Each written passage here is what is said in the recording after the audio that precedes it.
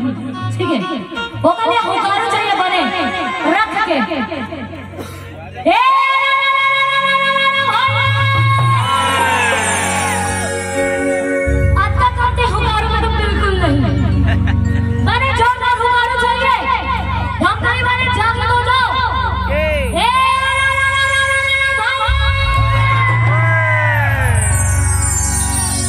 अरे जल जगार के मेला में संगी आज है सब जंतु सीटर मरे जल जगार के मेला में संगी आज है सब जंतु सीटर मरे